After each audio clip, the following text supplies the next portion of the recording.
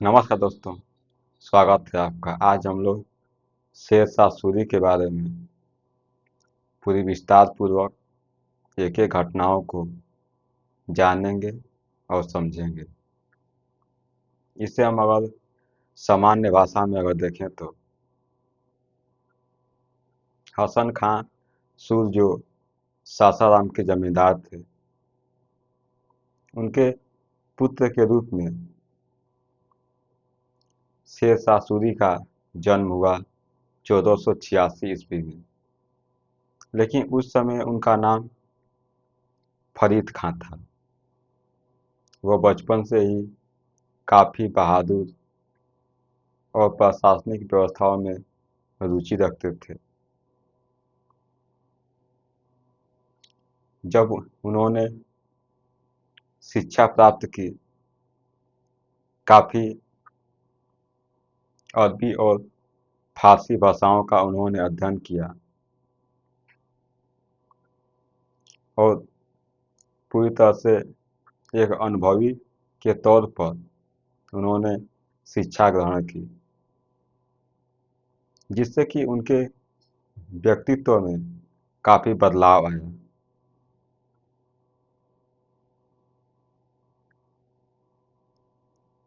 देखें तो बहलूल लोदी के उत्तराधिकारी बहार खां लोदी की सेवा करने के लिए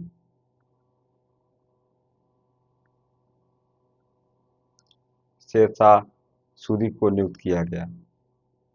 लेकिन उस समय इनका नाम शेर शाह सूरी नहीं था। उन्होंने उस समय एक शेर को मारा, जिससे कि शेर खां की उपाधि मिली, क्योंकि पहले इनका फरीद खां नाम हुआ करता था। लेकिन देखें तो फरीद खां काफ़ी जिज्ञासु व्यक्ति थे। सब कुछ वह समझते थे। उनको शासन व्यवस्था के बारे में बहुत काफ़ी जानकारी थी। उनको बाद में यह पता चला कि अगर भारत में अफ़गान और तुर्क आपस में कभी लड़ें, अगर कभी इनके बीच कोई कलह हो, तो इनका फ़ायदा उठाकर गद्दी को प्राप्त किया जा सकता है। मतलब शासन व्यवस्था को हासिल किया जा सकता है। लेकिन जब लोदी वंश की समाप्ति हुई और मुगल वंश की भारत में स्थापना हुई, तो 1527 से 1530 के बीच में उन्होंने शासन व्यवस्था की ओर अपना कदम बढ़ाया। और उस समय बिहार और बंगाल पर देखें तो बंगाल में उस समय नुसरत खां जो कि वहाँ पर शासन कर रहे थे, और काफ़ी सारे सरदार थे। उनसे शेर खां की संघर्ष हुआ और शेर खां सबको वहाँ पर पराजित किए और वहाँ पर अपना शासन को पर कब्जा कर लिए। मतलब कि बंगाल और बिहार शेर खां के नियंत्रण में आ गया।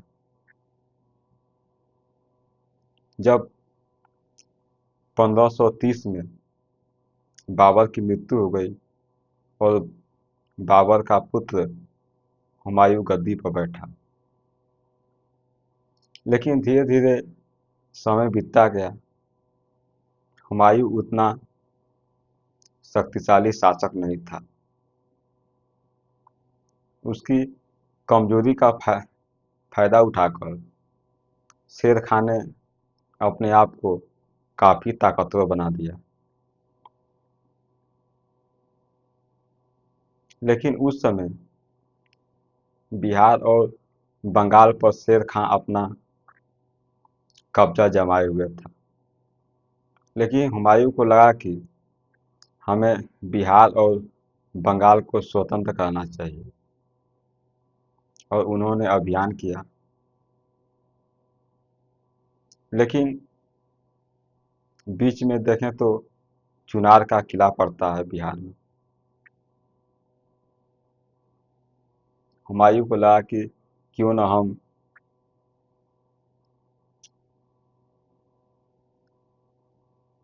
यहाँ बिहार से ही रास्ते को साफ करते हुए चलते हैं, मतलब चुनार के किले को जीतते हुए चलते हैं।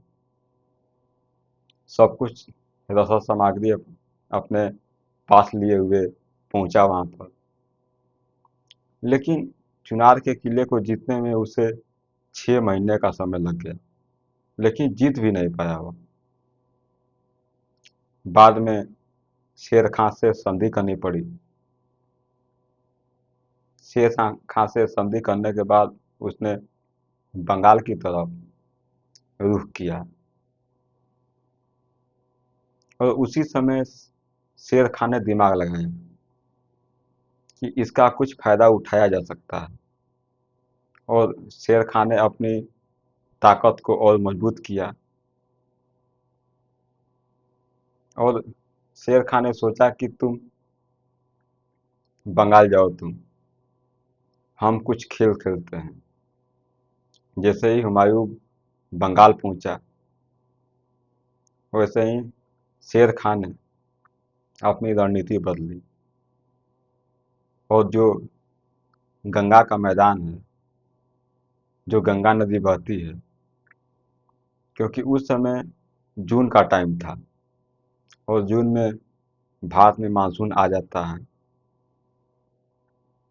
बहुत बारिश होती है और जो भी उत्तर भारत की नदियां हैं वह उफान पर होती हैं, उनमें काफ़ी सारे जल होते हैं और उस समय गंगा नदी में बहुत अधिक पानी था। जब हुमायूं बंगाल पहुंचा, लेकिन यहाँ पर शेर खां ने गंगा नदी की पूरी तरह से घेराबंदी कर दी, क्योंकि आप अगर बंगाल जाते हैं अगर आप, तो बिहार को पार करना होगा। जब बिहार को पार करेंगे तो बिहार में ही आपको को गंगा नदी मिलेगी। जब तक आप गंगा नदी नहीं पार करेंगे तब तक आप बंगाल नहीं पहुंच सकते हैं। लेकिन जो भी रसद सामग्री हुमायूं को दिल्ली से जा रही थी बंगाल के लिए, शेर खान ने उसको बंद कर दिया कि अब यहाँ से कोई भी रसद सामग्री नहीं है जाएगी। मतलब कि जितना रसद सामग्री हुमायूं अपने साथ लिया है, बस उतना ही उसके पास रसद सामग्री है, क्योंकि जो भी बाद में रसद सामग्री जा रही थी उसे शेर खान ने रोक दिया कि अब नहीं जाएगा। जब हुमायूं बंगाल पहुंचा और उस समय बंगाल की राजधानी गौर हुआ करती थी, वहां पर हुमायूं ने कब्जा किया। लेकिन हुमायूं वहां भी एक गलती किया। गौर में कुछ समय व्यतीत किया उसने, बिताया वहां पर समय और काफी जश्न मनाया, विलासितापूर्ण जीवन व्यतीत किया। मतलब वहां भी काफी समय बीत गया। लेकिन एक बात ध्यान देने योग्य है कि रसद सामग्री सीमित है, क्योंकि 6 महीने तो आपने चुनार के किले पर घेरा डाला, तो 6 महीने में भी तो काफी सारे रसद सामग्री का खर्च हुआ। और बाद में बंगाल में जो गौर है वहां पर भी आपको काफ़ी रसद सामग्री की ज़रूरत पड़ी। लेकिन आपके पास रसद सामग्री आ नहीं रहा है, क्योंकि जो भी रसद सामग्री आ रहा था उसे शेर खान ने रोक दिया, बंद कर दिया। क्योंकि गंगा नदी के का जो भी क्षेत्र है, वहाँ पर शेर खान ने घेराबंदी कर दी। मतलब जो जो भी रास्ते हैं सब कुछ सील कर दिया हुआ, कि कोई शेर खां की अनुमति के बिना वो जा नहीं सकता है। लेकिन जैसे ही हुमायूं को लगा कि हमारा रसद सामग्री खत्म हो रहा है, उसने वहाँ से चल दिया दिल्ली के लिए। लेकिन जैसे ही वह बिहार में आया, जब गंगा नदी के किनारे जो कि चौसा पड़ता है वहाँ पर आया, तो देखा कि शेर खां की सेना ने पूरी गंगा नदी को घेरे हुए है, मतलब घेराबंदी की है। उसने अपना पड़ाव डाला कुछ दूरी पर, लेकिन रात में शेर खान ने अचानक हमला कर दिया।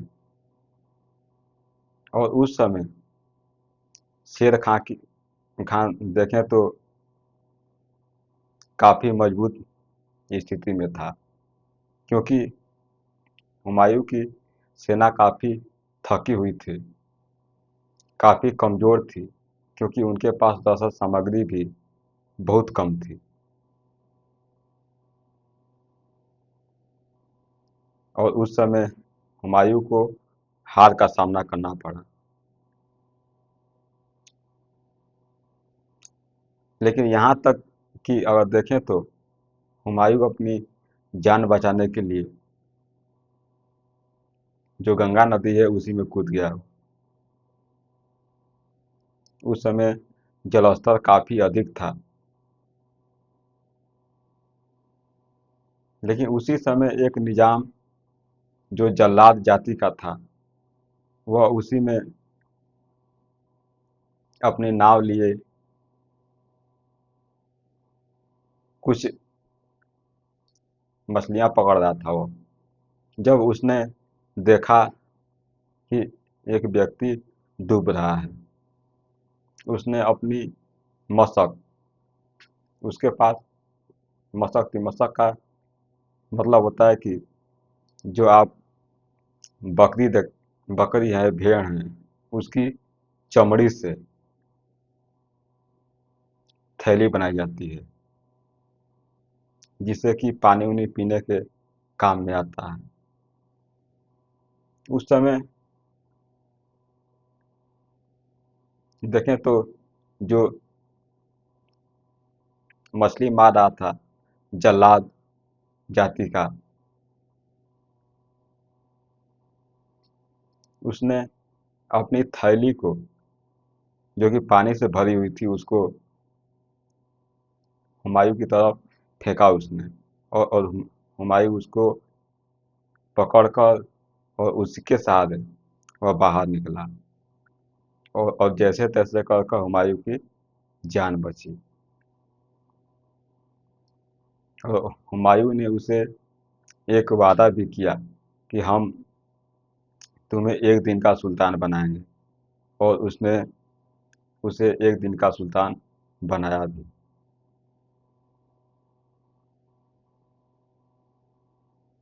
लेकिन हुमायूं ने फिर भी अपनी हार नहीं मानी, और फिर अपनी सेनाओं को एकत्रित करने लगा।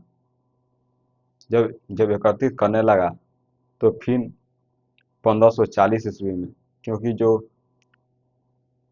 देखेगा तो चौसा का जो कि युद्ध हुआ था वह 1539 में हुआ था। लेकिन एक साल के ही बाद 1540 में कन्नौज का युद्ध हुआ हुमायूं और शेर खां के बीच। उसमें भी शेर खां विजयी रहा।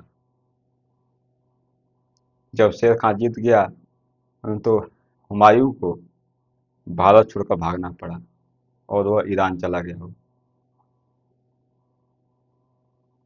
तो हम लोग ये सब पूरी घटनाओं को एक एक एक कर कर देखते हैं और समझते हैं, क्योंकि शेर खान ने जब चौसा का युद्ध जीता तो उस समय शाह की उपाधि धारण की, मतलब कि अब वह शेर शाह बन गया वह।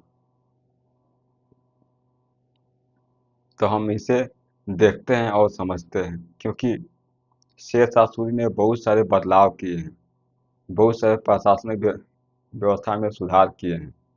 यहाँ तक कि ग्रांड ट्रंक रोड आप देख रहे हैं आप, कि बंगाल से लेकर काबुल तक, जो कि लगभग में 4000 किलोमीटर की दूरी तय करता है, उसे भी शेर शाह सूरी ने ही बनवाया था। तो इसे हम एक एक घटनाओं को देखते हैं और समझते हैं एक आसान भाषा में।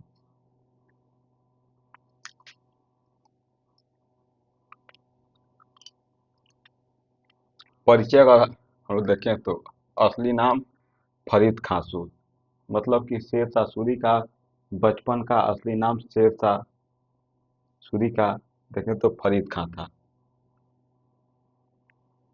और देखते हैं जन्म 1486 ईस्वी, सासाराम, जो कि बिहार में पड़ता है।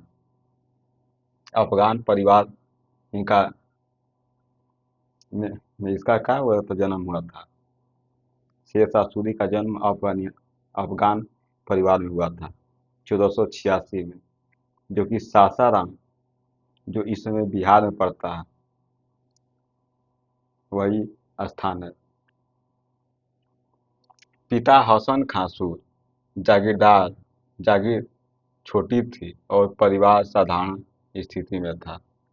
मतलब कि जो शेर शाह सूरी है उसके पिता हसन खां सूर, जो कि सासाराम के एक जागीरदार थे। इनका परिवार काफी ठीक ठाक चल रहा था, घर में कोई दिक्कत नहीं थी। फिर क्या हुआ, बचपन से ही बुद्धिमान, प्रशासनिक कार्यों में रुचि। देखेंगे तो शेर शाह सूरी का बचपन से ही बहादुरी और प्रशासनिक व्यवस्थाओं में काफी रुचि थी। जब इन्होंने शिक्षा प्राप्त की तो ये अरबी और फारसी देखते हैं उसके भी। शिक्षा अरबी, फारसी, इस्लामी धर्म ग्रंथों के साथ व्यवहारिक अनुभव भी प्राप्त हुआ इनको। मतलब कि अरबी, फारसी, इस्लामी जो भी धर्म ग्रंथ थे, इसके साथ साथ उन्होंने व्यवहारिक शिक्षा प्राप्त की। तो जब आप व्यवहारिक शिक्षा प्राप्त करते हैं तो आपके व्यक्तिगत जीवन में काफ़ी बदलाव दिखाई देते हैं। तो यहाँ भी वही हुआ। और भी देखते हैं शेर मारने की घटना। बलू लोदी के उत्तराधिकारी बहार खां लोदी की सेवा करते समय उन्हें शेर खां की उपाधि मिली। जब फरीद खां बलू लोदी के उत्तराधिकारी बहार खां लोदी की सेवा कर रहे थे, उस समय फरीद खां ने एक शेर को मार दिया। जब शेर को मार दिया और शेर मर गया, तो इसे शेर खां की उपाधि दी गई। मतलब फरीद खां से अब शेर खां बन गया। बाद में क्या हुआ और भी देखते हैं। देखें प्रारंभिक जीवन में ही उन्होंने यह समझ लिया कि भारत में अफगान और तुर्क शासकों के बीच आपसी कलह का फायदा उठाकर सत्ता प्राप्त की जा सकती है। जो शेर खां है यह काफी समझ रहा है, क्योंकि यह बुद्धिमान है। और यह प्रशासनिक व्यवस्था को काफ़ी अच्छी तरह से जानता है। इसे लगा कि अगर भारत में अफ़गान और तुर्क के बीच अगर कभी कलह होती है, कभी झगड़ा होता है, तो इसका फ़ायदा उठाकर गद्दी पर कब्जा जमाया जा सकता है। मतलब शेर खां जो कि पहले से ही गद्दी की तरफ देख रहा है, वो उसका ध्यान गद्दी की तरफ है।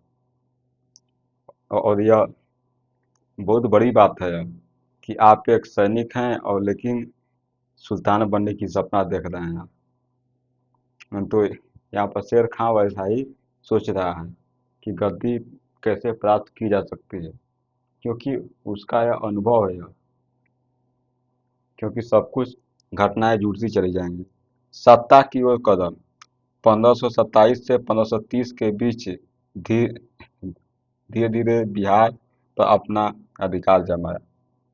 जैसे ही लोधी वंश की समाप्ति हुई तो शेर खान ने 1527 से 1530 के बीच में धीरे धीरे बिहार और बंगाल पर अपना कब्जा जमाया। मतलब कि अपने शक्ति शक्ति का, अपनी ताकत का अब शेर खान विस्तार कर रहा है। फिर क्या हुआ?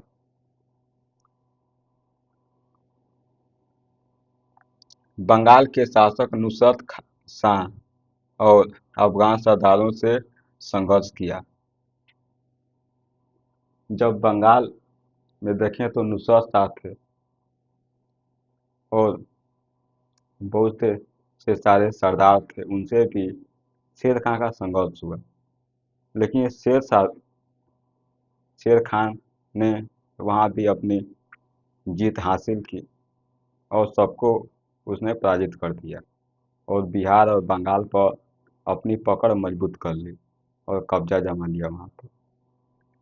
जब कब्जा जमा लिया तो फिर क्या हुआ और भी देखते हैं। इस बीच मुगल शासक हुमायूं उत्तरी भारत की समस्याओं में उलझा हुआ था। शेर खान ने मौका देखकर अपनी शक्ति बढ़ाई।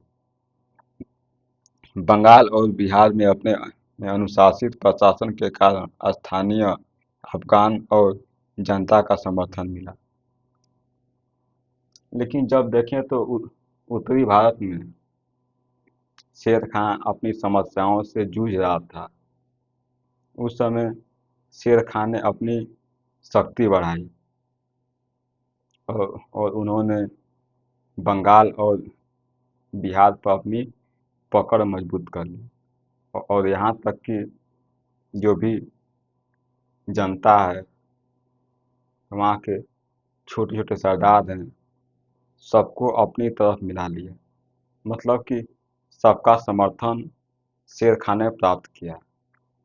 जब सबका समर्थन प्राप्त हो गया तो फिर क्या हुआ और भी देखते हैं।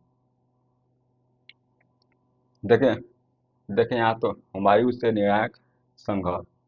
अब क्या हुआ कि अचानक हुमायूं का ध्यान गया बिहार और बंगाल पर कि वहाँ पर शेर खान अपनी कब्जा जमाए हुए है और हम एक अभियान के माध्यम से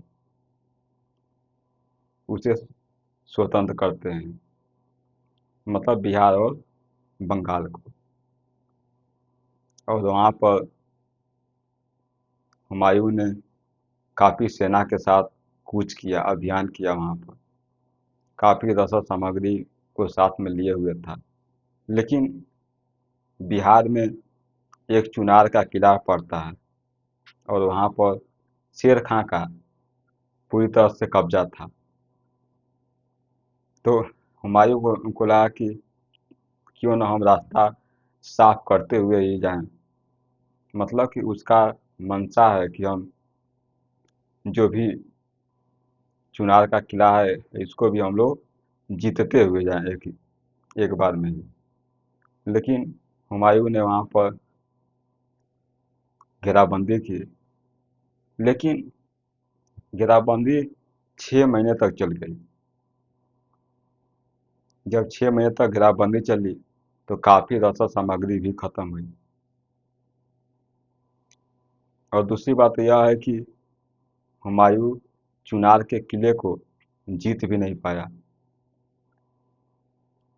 और बाद में हुमायूं शेर खां से संधि कर ली, मतलब समझौता कर लिया।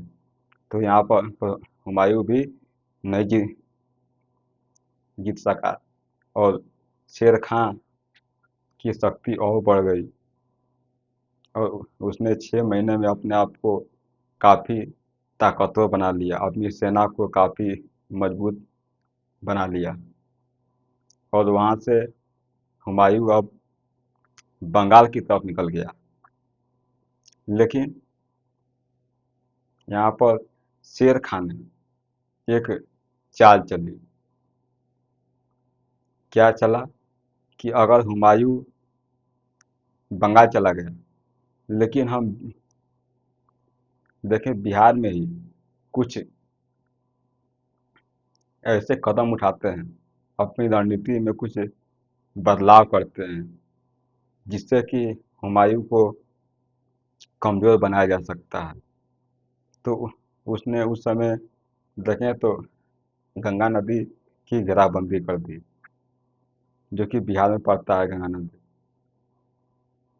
जब घेराबंदी कर दी वहाँ पर, तो जो भी रसद सामग्री हुमायूं को दिल्ली से जा रही थी, आगरा से जा रहा था, सब कुछ गंगा नदी पर जब शेर खान ने घेराबंदी कर दी तो वहाँ से कोई भी रसद सामग्री तो जा नहीं सकता। और सारी रसद सामग्री को शेर खान ने क्या कर दिया, रोक दिया कि अब नहीं जाएगा, अब कोई भी बंगाल के लिए कुछ नहीं जाएगा। जब रोक दिया तो हुमायूं के यहाँ जो भी रसद सामग्री है वहाँ पर ख़त्म होने लगी। और यहाँ तक कि जब हुमायूं बंगाल के गौर, क्योंकि वहाँ की बंगाल की राजधानी उस समय गौर थी, गौर पर कब्जा किया, लेकिन उसने वहाँ काफ़ी समय बिताया और जश्न मनाया, काफ़ी विलासितापूर्ण जीवन व्यतीत किया। मतलब वहाँ भी काफ़ी समय लग गया इसको। जब काफ़ी समय लगा तो आपका रसद सामग्री भी खत्म हो रहा है।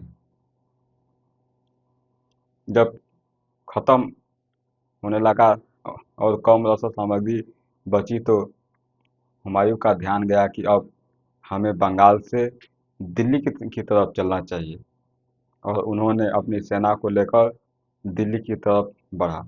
लेकिन दिल्ली जाने से पहले आपको बिहार से गुजरना पड़ेगा।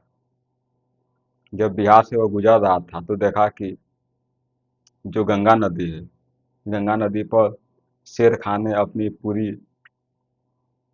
घेराबंदी बना रखी है और वहाँ पर हुमायूं ने अपनी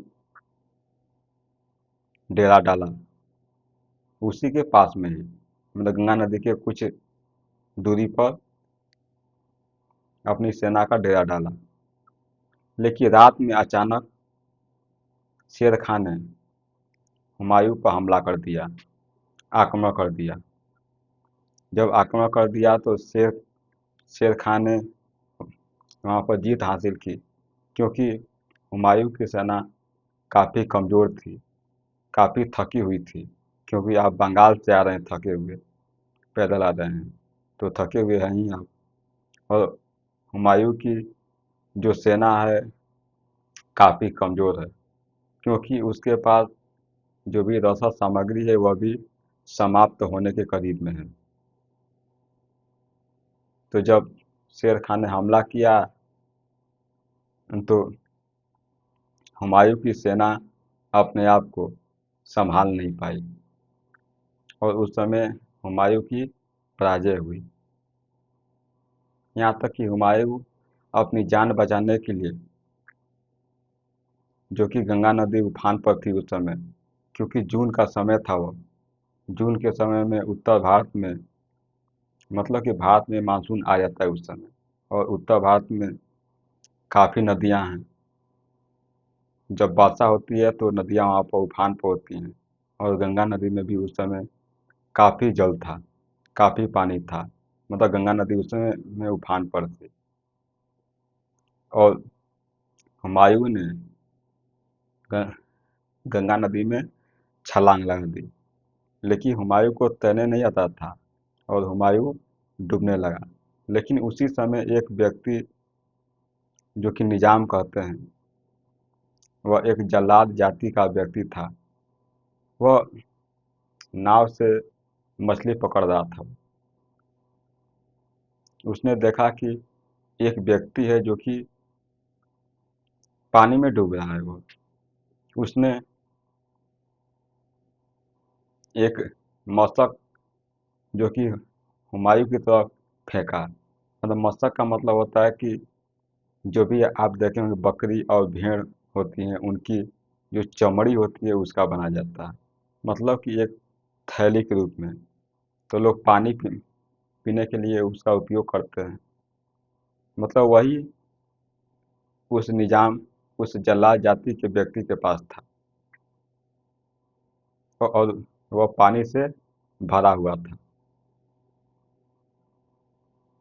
और उस मशक को हुमायूं की तरफ उसने फेंका, और हुमायूं उसको पकड़कर उसके सहारे पानी से वह बाहर निकला और अपनी जान बचाई। तो और भी देखते हैं।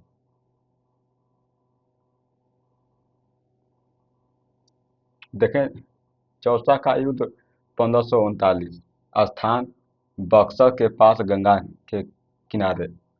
बक्सर में देखें, ये तो गंगा नदी है, उसी के किनारे बक्सर। देखें तो चौसा का युद्ध हुआ था वहाँ पर। देखें तो यहाँ पर हुमायूं ने बड़ा अभियान चलाया, लेकिन संगठनहीन, मतलब कि संगठन की वहाँ पर कमी देखी गई। क्योंकि जब आपके पास रसद सामग्री नहीं है, तो वैसे ही आपकी शक्ति क्या होती है, कमजोर हो जाती है। तो यहाँ पर संगठनहीनता का नेतृत्व दिखाई दिया। शेर शाह ने चालाकी और अनुशासन से विजय पाई। जो शेर खां है, वह अपने अनुशासन और चालाकी के माध्यम से चौसा का युद्ध को क्या किया, वो जीत गया। वो देखें तो हुमायूं की सेना गंगा में डूब कर मरी। बहुत सारी हुमायूं की सेना ने गंगा में कूद कर अपनी जान दे दी, क्योंकि भागने का कोई दूसरा चारा नहीं था।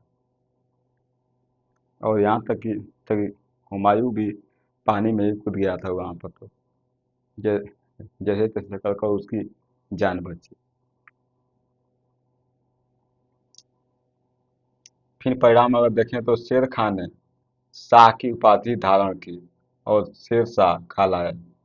मतलब कि जो पहले इसे शेर खां कहा जाता था, लेकिन जब इसने चौसा का युद्ध जीता इसने, तो शाह की उपाधि इसने धारण की। मतलब कि अब वह शेर शाह के नाम से जाना जाने लगा। तो शेर खां से शेर शाह बन गया। और भी देखते हैं, कन्नौज या बिलग्राम का युद्ध 1540।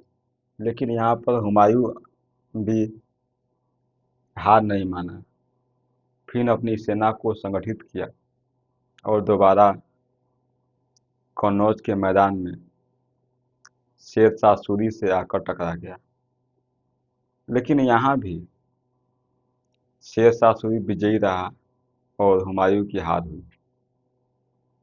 जब हुमायूं की हार हुई, तो हुमायूं को भारत छोड़कर भागना पड़ा, और उसने ईरान में जाकर अपनी शरण ली।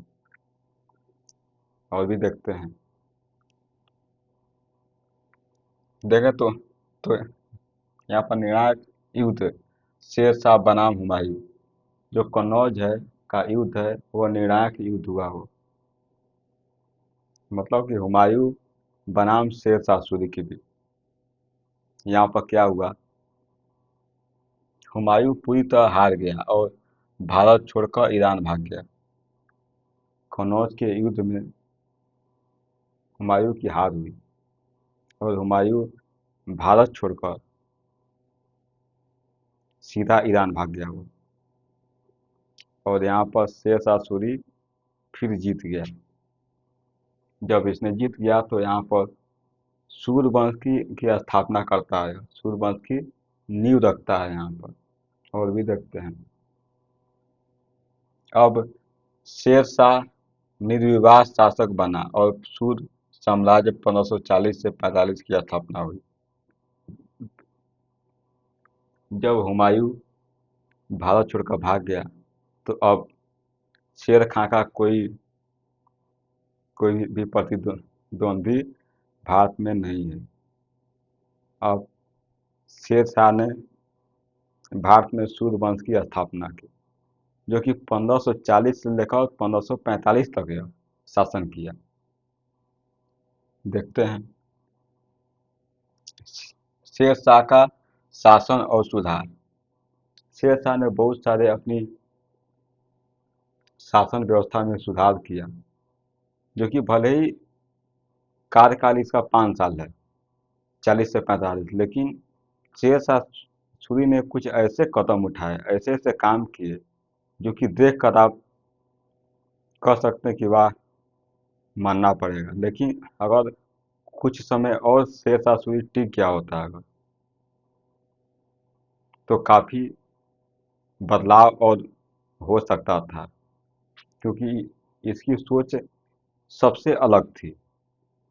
जहाँ तक हम लोग इतिहास को जितना जानते हैं, जितना पढ़ते हैं, उसके हिसाब से देखते हैं इसको। देखें प्रशासनिक सुधार। प्रशासनिक सुधार में शेर शाह सूरी ने क्या किया? भूमि व्यवस्था, जमीन विस्तृत सर्वे कराया। यहाँ पर जमीन का सर्वे करा रहा है, मतलब जमीन की जांच कर रहा है। गज ए सिकंदरी नामक माप से खेतों का मापन कराया। सभी खेतों का यहाँ पर माप हो रहा है, जो कि गज ए सिकंदरी के माध्यम से, क्योंकि जब पता रहेगा कि कितनी ज़मीन है, तब तो आप तय करेंगे कि कितना यहाँ से कर लगना चाहिए, कितना यहाँ से लगान हमें मिलना चाहिए। तो इसीलिए यह क्या कर रहा है, भूमि की यह माप कर रहा है। उपज और भूमि के आधार पर कर तय किया। लगभग उपज का उस समय 1/3 हिस्सा कर के रूप में लगता था। मतलब कि अगर देखें तो यह 33% हो जाता है लगभग में।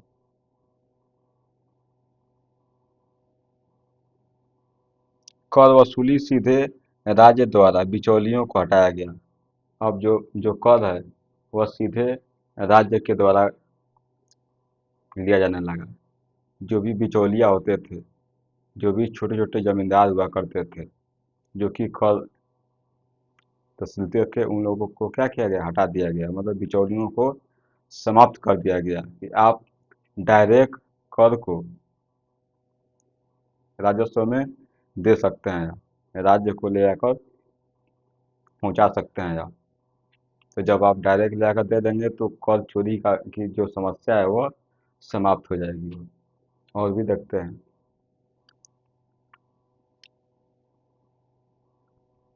देखें तो यहाँ पर किसानों के लिए स्थिरता और सुरक्षा बनी। जो किसान थे तो उनके लिए भी क्या हो गया, समझिए, स्थिरता बनी और काफ़ी किसानों को सुरक्षा मिली। सड़क और डाक व्यवस्था। शेर शाह सूरी के समय सड़क और डाक व्यवस्था में काफ़ी सुधार किए गए।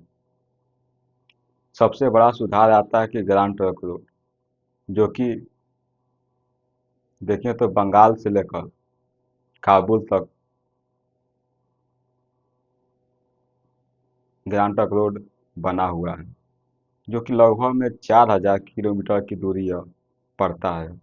तो यह काफ़ी बड़ी बात है कि ऐसे ऐसे आप कदम उठा रहे हैं, ऐसे ऐसे कार्य कर रहे हैं, जो कि जितने भी पीछे हम लोग सुल्तान देखे हम लोग, ऐसा कार्य कोई नहीं किया जो कि शेर शाह सूरी कर रहा है। सड़क और डाक व्यवस्था। ग्रैंड ट्रंक रोड बंगाल के सोनार गांव से, जो बंगाल है, तो बंगाल के ये सोनार गांव से काबुल तक, बंगाल के सोनार गांव से काबुल तक 4,000 किलोमीटर से अधिक, मतलब जो यह सड़क है, यह ग्रैंड ट्रंक रोड, यह बंगाल के सोनार गांव से लेकर काबुल तक है और इसकी दूरी लगभग में 4,000 किलोमीटर से अधिक है। तो काफ़ी बड़ी बात है। भले ही उस समय माटी ही फेंकवाया हो, छवर के रूप में ही ये रास्ता बनाया हो, अगर लकीर भी आप अगर खींचते हैं, अगर आप थोड़ा सा भी रास्ता बनाते हैं, तो उस समय के लिए बहुत बड़ी बात थी उस समय के लिए। और इस समय तो देख ही रहे हैं आप कि यही मेन रोड है, जो कि ग्रैंड ट्रंक रोड इस समय काफ़ी भारत की अर्थव्यवस्था के लिए रीढ़ की हड्डी मानी जाती है। और सारे जो भी देखेंगे तो 3-4 लाइन बने हुए हैं इस समय, और अभी बहुत सारे कुल इस समय बन रहे हैं। तो आप देख सकते हैं हर 2 कोस पर सराय बनाई। यहाँ पर देखें तो हर 2 कोस पर, एक कोस में 3 किलोमीटर होता है, तो मतलब कि 2 कोस में 6 किलोमीटर, 6 किलोमीटर पर एक सराय बनाई जाती थी। सराय का मतलब है कि रुकने के स्थान, वहाँ पर काफ़ी व्यवस्थाएं थी, आप वहाँ पर रुक सकते थे, आराम कर सकते थे।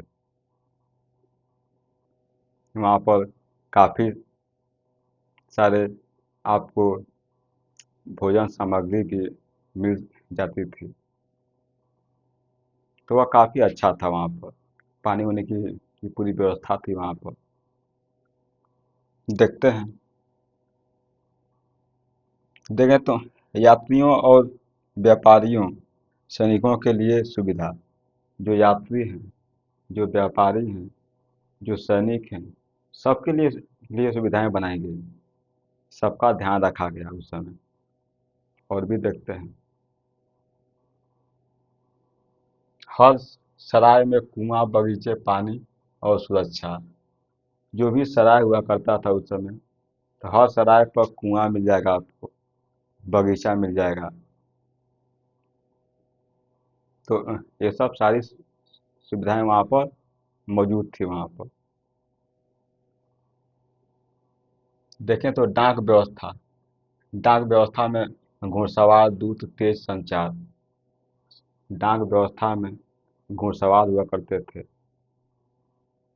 जो कि दूत के का कार्य भी करते थे। घुड़सवार दूत जो संचार, जो कि तेज गति से एक स्थान से दूसरे स्थान तक जाने के लिए वह काफ़ी पारंगत हुआ करते थे। वह पहले से वह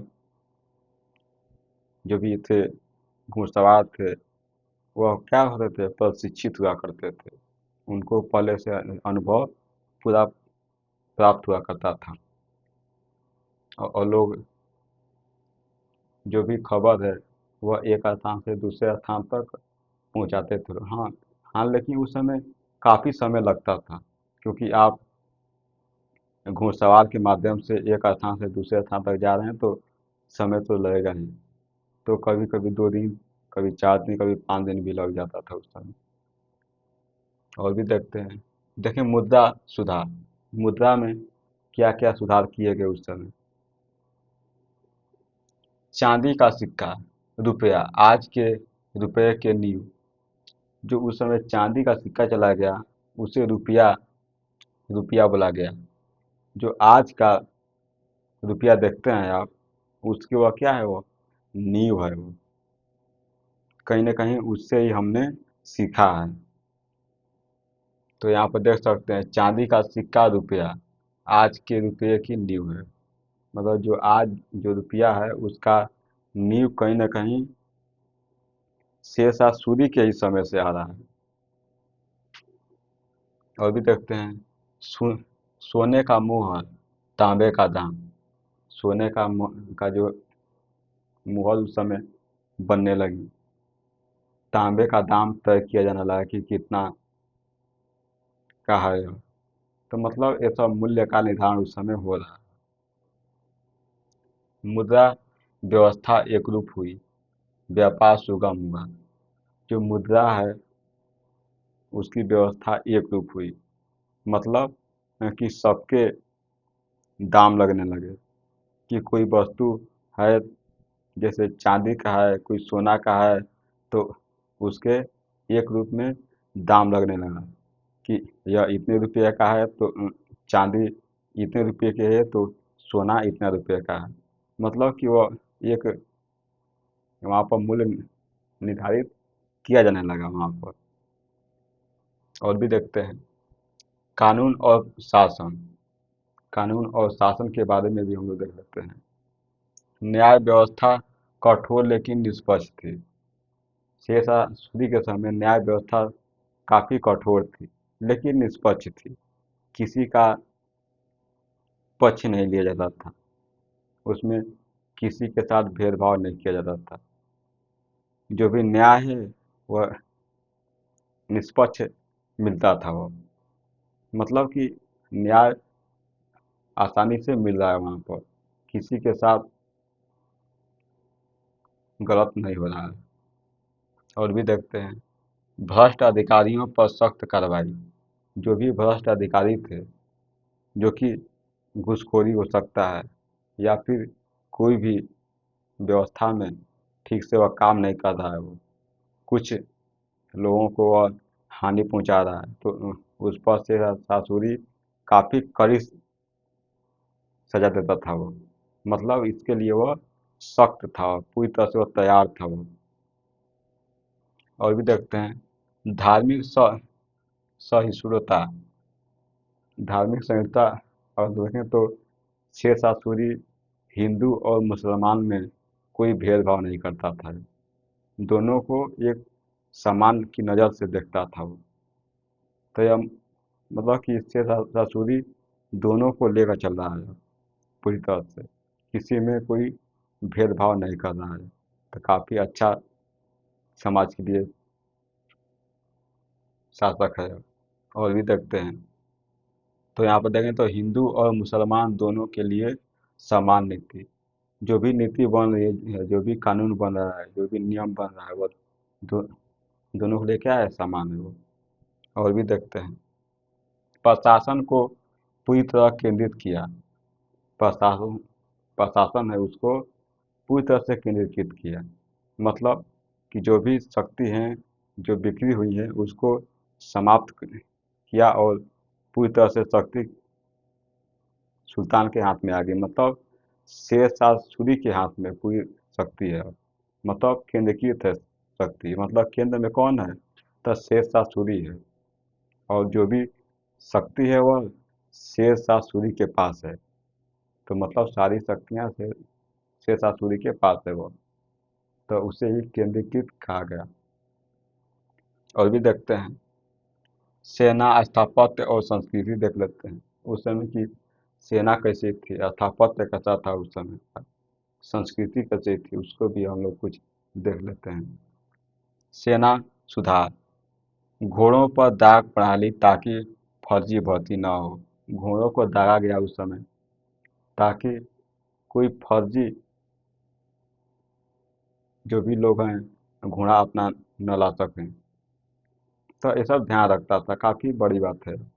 तो यहाँ पर घोड़ों पर दाग प्रणाली ताकि फर्जी भर्ती न हो। रोल कॉल होता था। रोल कॉल क्या होता था उसको भी देखते हैं। सैनिक की गिनती और रजिस्टर बनाएं।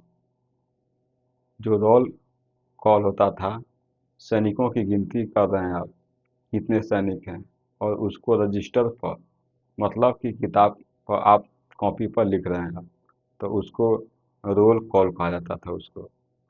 और भी देखते हैं, सेना को सीधे शासक से जोड़ दिया।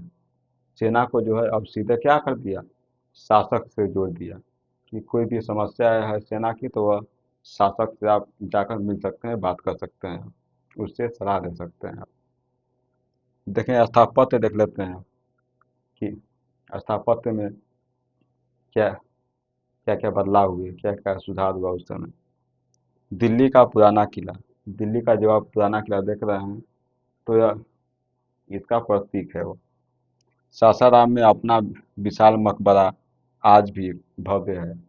सासाराम में जो आप शेर शाह का मकबरा देखते हैं जो कि आज भी भव्य है, वहाँ पर लोग बहुत सारे लोग घूमने के लिए जाते हैं।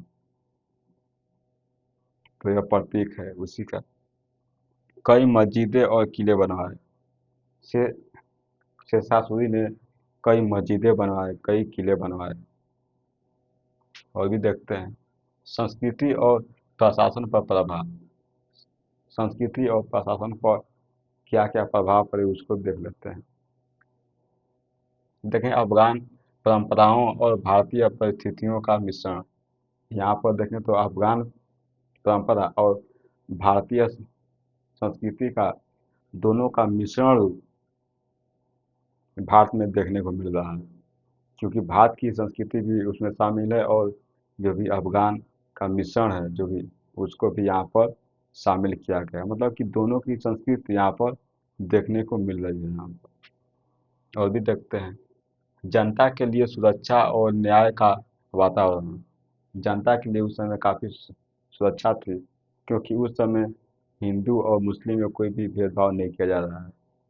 तो जनता की इससे क्या हुई, सुरक्षा हुई, और जो कि एक एक सुरक्षित वातावरण का माहौल बना यहाँ पर।